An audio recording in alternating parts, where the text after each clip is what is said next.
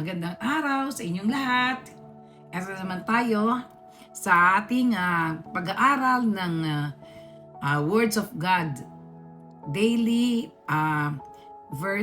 daily Bible learning natin. Yung mga hindi po nagbabasa, yung hindi po walang panahon sa pagbabasa. Dito, nakakapag maririnig ninyo kasi yung sinasabi ko po, yun po yung nakalagay dito. So sa chapter 33 na po tayo ng Genesis, nakita sina Jacob at Saul. Yan ang maganda.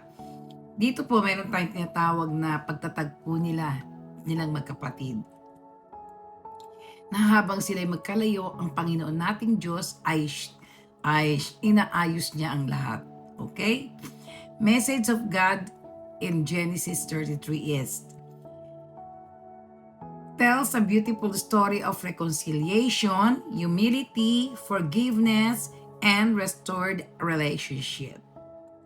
Okay, after many years of separation and fear, Jacob finally meets his brother Esau. Jacob expects anger or revenge because he wants deceive Esau. But instead, Esau runs to him, embraces him, and forgives him wholeheartedly. So, di ba? Yan po yung nilalaman ng ating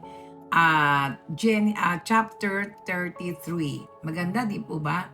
So, sabi ko nga po sa inyo, lahat ng nangyayari sa Biblia, ang sinasabi dito sa ating banal na Biblia, ay talagang ito yung nangyari, gawa ng Diyos, talagang patnubay ng Diyos. Kaya kinakailangan talaga tayong magbasa nito kasi dito natin malalaman kung paano kumikilos ang ating Panginoong Diyos sa ating buhay. Kapag hindi po tayo nagbasa nito, hindi po tayo matututo. Hindi natin mai-apply sa ating tunay na buhay, sa ating present na pamumuhay. Okay? So, sa chapter din na to, God is the God of restoration. Siya yung ating Diyos na nagre-restore ng relationship sa family. He can heal even the deepest wounds and mend relationships that seem impossible to repair. But with God, nothing is impossible. Di po ba? God honors humility. Kailangan marunong tayo magpakumbaba. Mahalaga po yan sa Panginoon. Jacob bowed down, showing humility and repentance. God blesses those who choose peace over pride. Huwag natin pairarin yung pride natin. Wala naman po mangyayari pag may pride eh. Di tulad ng pagpapakumbaba, ang Diyos ay na-admire, naaakit sa atin dahil tayo ay mapagpakumbaba. Okay? God changes heart. Okay?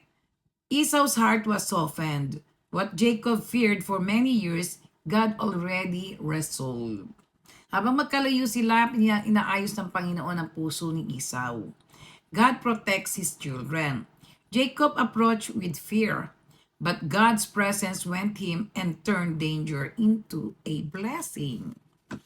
Di ba napakaganda? Yan po yung nilalaman ng ating chapter 33 ng Genesis. Marami po tayong aral na makukuha dito. Ang unang aral dito is forgiveness brings peace and healing. Just like Esau forgave Jacob, God wants us to release anger and choose peace. Forgiveness frees our heart. Pinalalaya tayo pinalalaya ang ating puso sa galit, sa pagkimkim. Mas masarap po mabuhay na mayroong joyful heart. Okay? Humility is powerful. Sabi ko nga po sa inyo, mas maganda magpakumbaba. Diba? Jacob bowed 7 times, showing sincerity and respect. Humility opens doors that pride can never open. Exactly. Kapag pinairal po natin ang ating pride, walang mangyayari. Samantalang pag tayo nakapagpakumbaba, maraming mangyayaring maganda sa ating buhay. Opo. God works behind the scenes. Jacob worried for years, but God had already prepared Esau's heart. Many times, what we fear has already been fixed by God. Exactly. Ganyan ang ating Panginoon, kumikilos na siya. Kala natin hindi siya kumikilos, pero ang totoo niyan, kumikilos ang ating Panginoon sa lahat ng pangyayari sa ating buhay. Reconciliation is God's will. God desires unity in families, relationships. When we obey Him, we restores what we broken. Kapag sinunod natin ang Panginoon, lahat ng nasira sa ating pamilya ay muli itong mabubuo at kahit sinong sumira sa ating pamilya, ito ay bubuuin ng Panginoon. Sapagkat alam ng Panginoon ang laman ng ating puso. Okay? Gratitude attracts more blessings.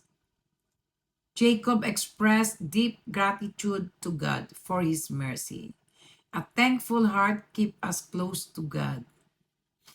Totoo yan. Kapag tayo ay parati nagpapasalamat sa Panginoon, ang ating puso ay talagang alam natin yung mga ginawa sa atin ng Panginoon. Paulit-ulit tayo nagpapasalamat sa Kanya at gumagawa tayo ng mabubuting gawa. Kahit wala nakakakita sa isip, sa salita at sa gawa, ang ating Panginoon ay matutuwa sa atin. Naintindihan niyo po ba yon? Ang ating Panginoon, ang ating sandigan, ang ating kalakasan, at lahat ng laman ng ating puso, ng isip, ay alam ng ating Panginoon at wala tayong maitatago sa Kanya kahit isang bagay. Kaya kailangan everyday magkaroon tayo ng pagsisisi. Pagkatapos natin sa buong maghapon, Lord, forgive me for all my sins that I have been committed whole day. Then, another day, ganun naman po. Then sa morning, thank you Lord for another beautiful morning na nagising na naman po ako sa umagang ito ng punong-puno ng kasiyahan ng aking puso dahil alam kong kasama kita o aking Panginoon. Then sasabihan niyo si Lord ng thank you Lord, thank you for everything. Pero hindi na iwasan yung problems. It always, there kapatid yan ng buhay. There's always struggle. But, put this in your mind, in your heart, no worry, because God is with you. Amen. To God be the glory. See you later. Bye-bye.